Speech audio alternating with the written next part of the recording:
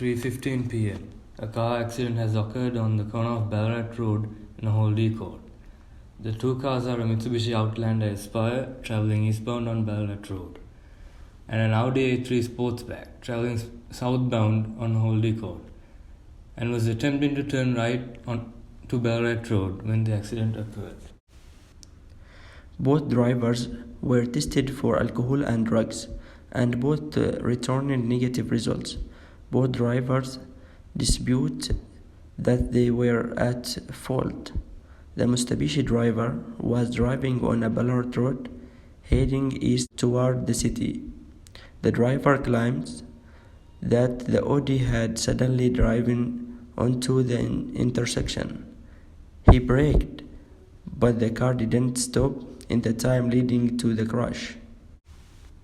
The Audi driver claims that he was already in the intersection on a green line, waiting to make a right turn onto Ballarat Road. The line had just turned red when the Mitsubishi collided into him, and he had not yet cleared the intersection. He claimed that the Mitsubishi driver was speeding and had jumped into the green line. Let's see who's the fault. They collide, stick together, and stop at a certain distance. To find a solution to this problem, we look at it in reverse. We divide the event into three parts. Part A, after the collision. Part B, in the intersection. Part C, before the collision. Part A, after the collision.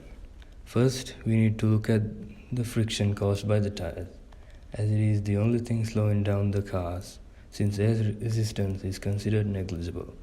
To calculate friction, we look at the provided graph and substitute the information into our formula and get a value for kinetic friction, which will be 0.71.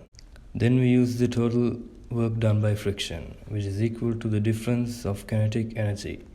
Using the friction coefficient, we can find out how fast the cars were traveling right after the collision, which is 7 meters per second. Part B, in the intersection.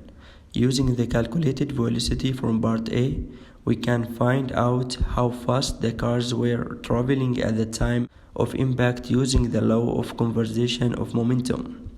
First, we take a look at the vertical direction using the law of conservation of momentum. We can see that the impact speed of the Audi is 5.4 meters per second. Now, we consider the horizontal direction using the law of conservation of momentum. We can see that the impact speed of the Mitsubishi is 11.8 meters per second. Part C, before the collision. As there are skid marks, we can safely say that the Mitsubishi did brake 10 meters before the point of collision. 8 cm skid marks means the tires were under kinetic friction. The rest, however, has no friction, safely assuming that the car has ABS. The rest were under static friction. Now, we go back to the provided graph and calculate the static coefficient of the tires.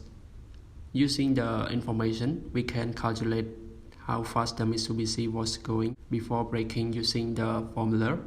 The Mitsubishi had a velocity of 17.54 meters per second or 63.13 kilometers per hour.